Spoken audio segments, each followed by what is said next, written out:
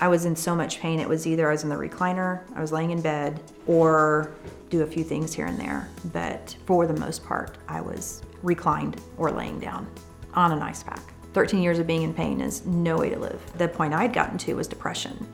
And it was like, okay, I can't live like this anymore. There's got to be something else. And so I started doing the research, like, okay, what is this? And so I came across SI bone. I actually took it to my pain management doctor and said, what do you think about SI joint fusion? He actually dismissed it right away. I wasn't happy that I was dismissed immediately with it, and so I just continued to do the research, and I looked at patient testimonials even on just YouTube. So I just started to do the research on the doctors then themselves. And so Dr. Cook, his resume is amazing, and so I made an appointment. My name is Judson H. Cook. I'm a neurosurgeon in Austin, Texas.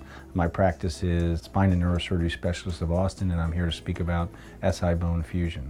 When we talk about the sacroiliac joint, we're talking about these areas on either side at the junction of the lumbar spine and the pelvis. All of your body weight and all of the stresses are transmitted through the lumbar spine directly to both sacroiliac joints. So one can imagine that any undue stress on that area is going to cause pain. Some of the general causes of that predispose of patients to sacroiliac degeneration would be undue stress or repetitive stress on the SI joint. There's also some association with pregnancy in terms of degeneration of the joint or laxity of the joint.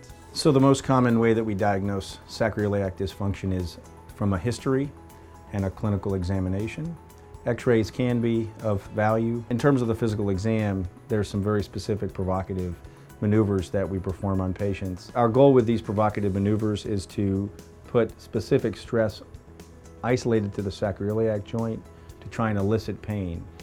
Some patients will respond to non-surgical modalities such as physical therapy, where it can help strengthen the muscles. So patients that have failed basic conservative modalities will often go on to the next phase of therapy, which would be injection therapy. But in patients that get a very short standing relief, it's not practical to do multiple injections that many times, and so surgery would be a more permanent solution to that problem. So in terms of the procedure, we would use X-ray to be able to visualize all the important structures. We will then, using X-ray, target a small incisional area, and we make that incision. We place 3 implants across the sacroiliac joint, and these devices are triangular in nature, which helps us accomplish the rotational stability that we need to fully secure the joint. Fairly quickly, the pain stopped radiating down into my leg because it was just hurt. And like, especially if I'm sitting in a chair for a long period of time, I'd just start kind of rubbing. I noticed I wasn't doing that anymore. I love to cook, absolutely love to cook. I haven't made Thanksgiving dinner for several years just because the time it takes to stand and prep. I stood for 10 hours in my mother-in-law's kitchen this last Thanksgiving and made dinner. It's good to get your life back. It's good to not be afraid to live.